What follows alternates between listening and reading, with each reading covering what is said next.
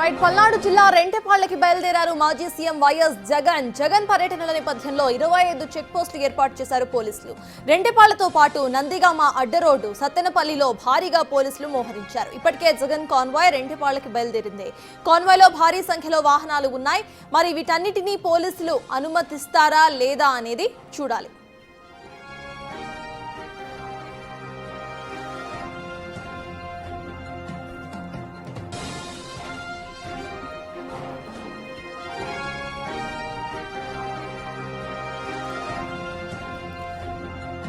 So ఇవాళ పల్నాడు జిల్లా రెంటెపాళ్లకి మాజీ సీఎం జగన్ ఇప్పుడే బయలుదేరారు. సో ప్రెసెంట్ దీనికి సంబంధించిన అప్డేట్స్ మా ప్రతినిధి శివ అందించడానికి సిద్ధంగా ఉన్నారు. శివ, చెప్పండి, విజువల్స్ లో మనం చూస్తున్నాం చాలా కాన్వాయ్స్ అక్కడ కనిపిస్తున్నాయి. అయితే పోలీసులు కేవలం కొంతమందికి మాత్రమే అనుమతించినట్టు తెలుస్తోంది.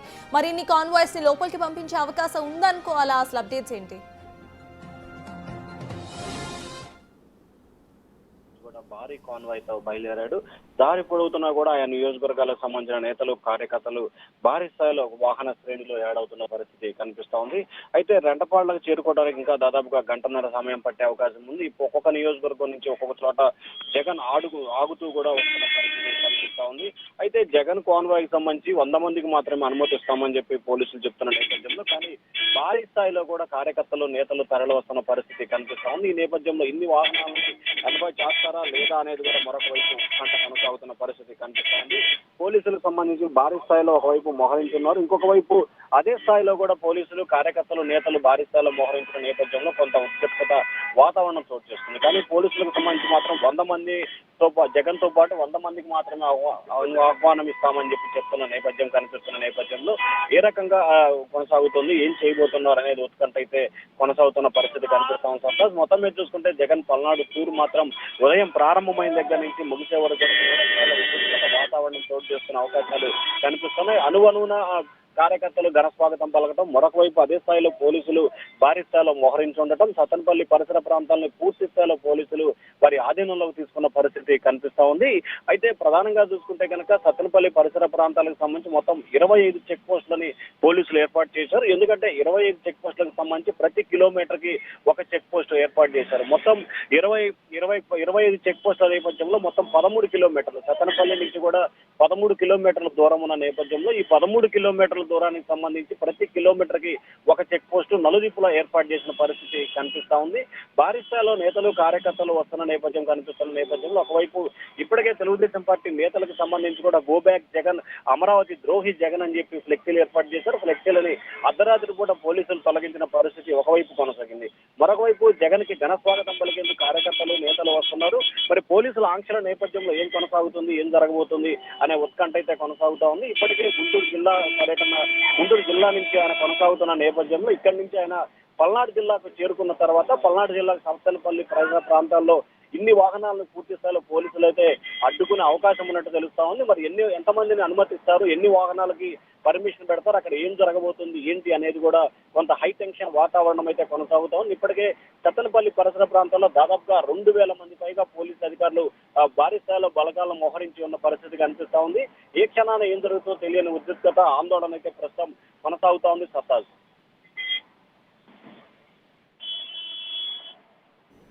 శివ, కాన్వాయ్స్ ఇప్పటికే స్టార్ట్ అయ్యాయి కాబట్టి జగన్ అక్కడికి రీచ్ అవ్వడానికి ఇంకా ఎంత టైం పట్టే అవకాశం ఉందనుకోవాలి శివ? ప్రస్తుతానికి సంబంధించి కూడా జగన్ కాన్వాయ్ స్టార్ట్ అయ్యి దాదాపుగా ఇప్పటికే గంట అయింది. ప్రస్తుతం అయితే గుంటూరుకి చేరుకున్న పరిస్థితి కనిపిస్తా ఉంది. మరికొద్ది సేపట్లోనే ఆయన గుంటూరు నుంచి కూడా పేరెంచల్ అంటే హైదరాబాద్ రూట్ వైపు చేరుకుంటారు. అక్కడి నుంచి దాదాపుగా గంటన్నర నుంచి 2 గంటల సమయం, అంటే రెంటపాళ్ల గ్రామానికి జగన్ చేరుకునే సమయానికి దాదాపుగా 11:30 నుంచి 12 గంటల వరకు కూడా సమయం పట్టే అవకాశం కనిపిస్తా ఉంది.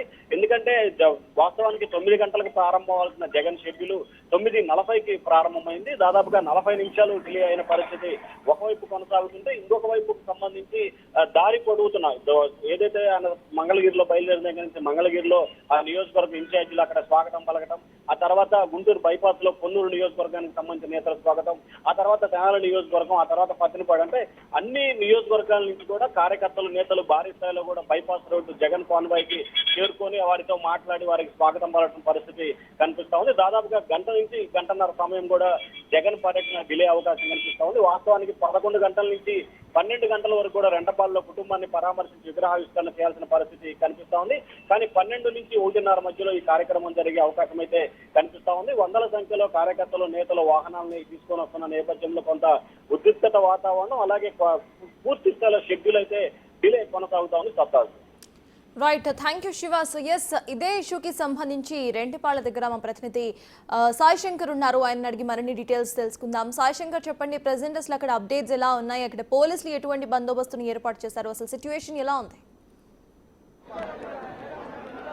సర్తాజ్, ప్రస్తుతం రెంటపాళ్ల గ్రామానికి వచ్చేటటువంటి అన్ని రహదారులంతా కూడా పోలీసులు అయితే పూర్తి స్థాయిలో చెక్ పోస్టులను ఏర్పాటు చేస్తున్నటువంటి పరిస్థితి ఉంది. ప్రస్తుతం రెంటపాళ్ల గ్రామానికి పెద్ద సంఖ్యలో కూడా ఏదైతే నాగ మల్లేశ్వరరావు విగ్రహ ఆవిష్కరణ ప్రాంతం ఉందో అక్కడ పెద్ద సంఖ్యలో కూడా వైఎస్ఆర్సీపీ శ్రేణులు అయితే చేరుకున్నటువంటి పరిస్థితులు ఉన్నాయి. ప్రస్తుతం సత్తెనపల్లి ఇన్ఛార్జి సుధీర్ రెడ్డి ఉన్నారు, మాట్లాడదాం.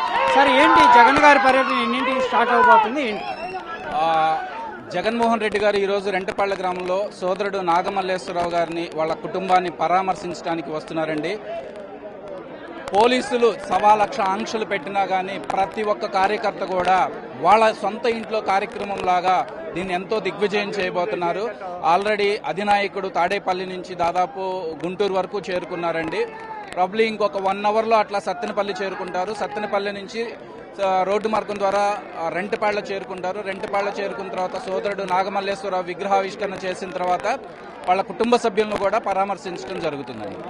పెద్ద ఎత్తున ఆంక్షలు, ప్రతి చోట చెక్ పోస్టులు, ఆధార్ కార్డు ఉంటేనే పంపిస్తున్నారనే విధంగా చెప్తున్నారు. ఎట్లా చూడొచ్చు దాన్ని? మీరు చూసుకున్నట్టయితే కూటమి ప్రభుత్వం ప్రతి ఒక్క విషయంలోనూ విఫలమైందండి. దానికి నిదర్శనం ఏంటి అని మీరు అడగొచ్చు.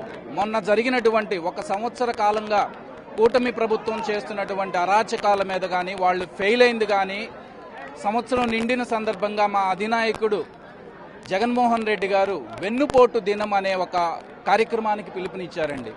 రాష్ట్ర వ్యాప్తంగా కనీ విని ఎరుగని రీతిలో, ఎంత ఘోర పరాజయమైనా సరే కనీ విని ఎరుగని రీతిలో 175 నియోజకవర్గాల్లో కూడా బ్రహ్మాండమైన సక్సెస్ అయిందండి. వాళ్ళు ఏమనుకున్నారంటే ప్రభుత్వం మీద వ్యతిరేకత లేదు, ఏం కార్యక్రమం సక్సెస్ అవుద్దిలే అనుకున్నారు. ఆ కార్యక్రమం సక్సెస్ అయ్యేసరికి ఏంటంటే నాయకులకి వెన్నులో వణుకు పుట్టిందండి. దాని మూలాన దాని నెక్స్ట్ ఇమీడియట్గా మొన్న జరిగినటువంటి పొదిల్లో కార్యక్రమం మీరు చూశారు. వద్దు అన్నా కానీ బ్రహ్మరథం పట్టారు. అదేవిధంగా ఇప్పుడు పల్నాడు జిల్లా డెఫినెట్గా ఎవరు ఆపినా ఎవరు ఏం చేసినా కానండి అన్నకి బ్రహ్మరథం పట్టబోతున్నాం. ఎక్కడ మళ్ళీ పాపులారిటీ పెరుగుతుందో, జనంలో మన మీద ఉద్వేషం పెరుగుతుందో అని ఈ కూటమి ప్రభుత్వం ఈ వంతున రెస్ట్రిక్ట్ చేయడం అనేది చాలా దారుణం అండి. ప్రతి రోడ్డులో ఒక బ్యారికేడ్లు పెట్టడం, ఏ ఊరు నుంచి వస్తున్నా ఆపటము, అందరినీ రెస్ట్రిక్ట్ చేయాలని చూస్తున్నారు. బట్ ఆపితే ఆగేది కాదండి. ఆల్రెడీ కార్యక్రమం ఎంత పెద్ద విజయం అవ్వబోతుందో మీరు అందరూ కన్నులారా చూస్తున్నారు. ప్రతి ఒక్క విలేజెస్ నండి, ఎక్కడ ఒక్క విలేజ్ అని కాదు, ఆల్మోస్ట్ పల్నాడు జిల్లాలోని 7 నియోజకవర్గాల్లో కూడా ఇదే ఇబ్బందులు ఉన్నాయి. ప్రధానంగా నాయకులు వెహికల్ ఏవైతే 3 వెహికల్లే ఎంట్రన్స్ చేస్తామనే విధంగా ఎస్పీ చెప్పారు. మరి పెద్ద సంఖ్యలో వచ్చే వాళ్ళని ఎంట్రన్స్ చేస్తారనుకుంటున్నారు. ఎట్లాంటి పరిస్థితి ఉండబోతుంది? సార్, మీరు ఒక్క విషయం ఆలోచించాలండి. ఎవరైనా సరే, నా కుటుంబ సభ్యుడో లేదా మనకు తెలిసిన వాళ్ళు ఎవరైనా చనిపోయినప్పుడు మనం చేసే కార్యక్రమానికి లేదా వాళ్ళని పరామర్శించడానికి మన బంధువులు, మన స్నేహితులు, మన శ్రేయోభిలాషులు అందరూ వస్తారండి. ఒక సాధారణ మనిషి చనిపోతేనే దాదాపు 100ల్లో వస్తారండి. అంటే ఒక 1000 మంది నుంచి 1500 మంది యూజువల్గా ఎవరైనా వచ్చి పరామర్శించిపోతారు. ఒక రాష్ట్రానికి అధిపతిగా చేసినటువంటి వ్యక్తి ఏ విధంగా అయితే పరామర్శించడానికి వస్తున్నారో అప్పుడు మీరు ఒక్కసారి ఆలోచించండి, ఎంతమంది వస్తారో, ఎంతమంది జనాలు ఆయనకి ఆహ్వానం పలకటానికి ఉంటారో, ఎంతమంది శ్రేయోభిలాషులు ఆయన ఆహ్వానించడానికి ఉంటారో. దాన్ని రెస్ట్రిక్ట్ చేయడం అనేది చాలా దారుణం. స్థానిక ఎమ్మెల్యే మాట్లాడుతూ చాలా వరకు శవ రాజకీయాలు చేస్తున్నారనే ఒక వ్యాఖ్య చేయడం జరిగింది. ఎట్లా మనం చూడచ్చు? సార్, శవ రాజకీయాలు ఎవరు చేస్తున్నారనేది గూగుల్లో ఒక్కసారి మీరు జస్ట్ డెడ్లీ పాలిటిక్స్ ఆర్ శవ రాజకీయాలు అని ఒక గూగుల్లో కొట్టండి, ఎవరి పేరు వస్తుందో మీరే నాకు చెప్పండి సార్. ఎట్లా ఏంటి 100 మందికే పర్మిషన్ అనేది లీగల్గా ఎట్లా చూడొచ్చు ఇదంతా కూడా? ఇది ఒక ధర్నానో అలాంటివి అయితే వాళ్ళు రిస్ట్రిక్ట్ చేయొచ్చండి. ఎందుకంటే 10 రోజుల కిందటే వీళ్ళు పర్మిషన్ పెట్టడం జరిగింది అపాయింట్మెంట్ ఇవ్వగానే.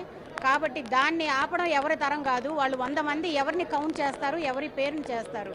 ఎందుకంటే ఈరోజు ఈ నియోజకవర్గంలో ఎన్ని దారులు అయితే ఉన్నాయో పొలాల దారులతో సహా పోలీసు వాళ్ళు చెక్ పోస్టులు పెట్టున్నారు. అసలు ఎందుకు చేస్తున్నారో, ప్రజాస్వామ్యాన్ని కూనీ చేస్తున్నారు, కాన్స్టిట్యూషనల్ రైట్స్ను కూడా వైలేట్ చేసి పోలీసు వారు ప్రజల్ని రక్షించాల్సిన వాళ్ళే అడ్డంకులు చెప్తూ ఉంటే దీన్ని ఏమనాలో వాళ్ళ విఘ్నతకే వదిలేద్దాము. అంతేకాకుండా ఈరోజు అసలు ఇప్పుడే అన్నారు శవ రాజకీయాలని. చంద్రయ్య గారి మర్డర్ కేసు చూశారు కదా మీరే, అందరికీ తెలియాలి శవ రాజకీయాలు ఎవరు చేస్తున్నారో. శవ రాజకీయాలు చేసేటట్లయితే జగన్మోహన్ రెడ్డి గారు ఆ రోజే చనిపోయినప్పుడే వచ్చి చూసేవారు. కానీ 1 సంవత్సరం తర్వాత వాళ్ళ కుటుంబాన్ని పరామర్శించడానికని వస్తే దాన్ని రాజకీయం చేసి దానికి రంగు పులుముతూ ఉన్నారు. కాబట్టి ఇలాంటివన్నీ చేయడం మానుకోవాలి. ఒక మనిషి చనిపోతే వస్తూ ఉంటే ఎన్ని అడ్డంకులు వీళ్ళు చేయటం, ఎన్ని అడ్డంకులు పెట్టినా కూడా జగన్మోహన్ రెడ్డి గారిని ఎవరు ఆపలేరు. అది ఒక శక్తి. అరచేత్తో సూర్యుడిని ఆపాలని చూస్తే అది సాధ్యం కాదు. కాబట్టి అదొక్కటి గుర్తుపెట్టుకొని ఏ ఆంక్షలు విధించాలనుకున్నా అప్పుడు చేయండి. దానికి అందరూ సమ్మతిస్తారు. కాన్స్టిట్యూషనల్ రైట్స్ను వైలేట్ చేస్తూ ప్రజాస్వామ్యాన్ని కూనీ చేస్తున్నారు. ఒక మనిషి బండి మీద వెళ్తున్నా కూడా ఆధార్ కార్డు చూపించండి మీరు ఎవరు అని అడుగుతున్నారు. అంటే మనం ఎక్కడ భారతదేశంలో బతుకుతున్నామా, పాకిస్తాన్లో ఉంటున్నామా అనేది అర్థం కావట్లేదు. ఇప్పుడు నేను బీయింగ్ అన్ అడ్వకేట్గా పొలాల్లో నుంచి వచ్చాం, బండ్లు ఆపుతూ ఉన్నారు. ఎందుకు ఆపుతున్నారు అని అడిగితే డ్రైవింగ్ లైసెన్స్ అడుగుతున్నారు, ఆధార్ కార్డులు అడుగుతున్నారు. అసలు ఎక్కడున్నాం మనం ఏమన్నా పాస్పోర్ట్ తీసుకొని రావాలా? ఇన్సూరెన్స్ ఉన్నాయా? బండ్లు సీజ్ చేయటం, అందరినీ ఆపటం, ఇవన్నీ పోలీసు వాళ్ళకి అంత మంచిది కాదు. ఎందుకంటే కాలం చాలా గొప్పది, మళ్ళీ తిరుగుతూ ఉంటుంది. కాబట్టి ఈ ప్రోగ్రామ్ని సక్సెస్ చేయటం, ఆపటం కూడా ఎవరి వల్ల ఈ జగనన్న వస్తాడు, అంత జనసందోహం ఉంటుంది. ఎందుకంటే అన్నకి ఉన్న జగన్మోహన్ రెడ్డి గారికి ఉన్న పాపులారిటీని చూసి వాళ్ళకి భయం పుట్టుకుంది ఆల్రెడీ 1 ఇయర్లో. ఈ భయాన్ని చూసి ఎక్కడ జనం వస్తే మళ్ళీ వాళ్ళకే భయం వేసి ఆపేశారు. అంతేకాకుండా రేపటి రోజున ప్రధానమంత్రి మోడీ గారు విశాఖపట్నం వస్తున్నారు. నాకు అర్థం కావట్లేదు, అక్కడికి పంపించాల్సిన సెక్యూరిటీని కూడా ఇక్కడికి పంపించారేమో అనిపిస్తోంది వీళ్ళందరినీ చూస్తూ ఉంటే. కూడా కార్యక్రమం అయితే కంపల్సరీగా సక్సెస్ చేస్తా ఉంటున్నాం. ప్రస్తుతం మనం ఇక్కడ పరిస్థితి చూడొచ్చు, పెద్ద సంఖ్యలో కూడా కార్యకర్తలు అయితే ఇక్కడ చేరుకున్నటువంటి పరిస్థితి ఉంది. నాగమల్లేశ్వరరావు విగ్రహ ఆవిష్కరణ కోసం పోలీసు ఆంక్షలను దాటుకొని మరి చుట్టుపక్కల గ్రామాల నుంచి వైసీపీ శ్రేణులు అయితే పెద్ద సంఖ్యలో ఇక్కడికి తరలి వస్తున్నటువంటి పరిస్థితి ఉంది. కంపల్సరీగా కార్యక్రమం పెద్ద సక్సెస్ అయ్యేటటువంటి అవకాశాలు ఉంటాయనే విధంగా కూడా నేతలు చెప్తున్నటువంటి పరిస్థితి ఉంది. సత్తాజ్. Right, thank you Sai. So Palnadu జిల్లా రెంటపాలకి ఆల్రెడీ బయలుదేరారు వైఎస్ జగన్. ఆయనతో పాటు భారీ సంఖ్యలో కాన్వాయ్స్ కూడా వెళ్తున్నాయి. అండ్ అక్కడ పోలీస్ బందోబస్తు కూడా కట్టుదిట్టంగా ఏర్పాటు చేసింది ప్రభుత్వం. మరి ఇన్ని కాన్వాయ్స్ ని అటు రెంటపాళ్ళకి అసలు అలౌ చేస్తారా లేదా అనేది కూడా మరి కాసేపట్లో తెలియబోతోంది. At the same time security పరంగా రెంటపాళ్ళ దగ్గర భారీ భద్రత ఏర్పాటు చేశారు. కాబట్టి ఇవాళ అసలు రెంటపాళ్ళ దగ్గర పొలిటికల్ సిచ్యువేషన్ ఎలా ఉంటుందో వేచి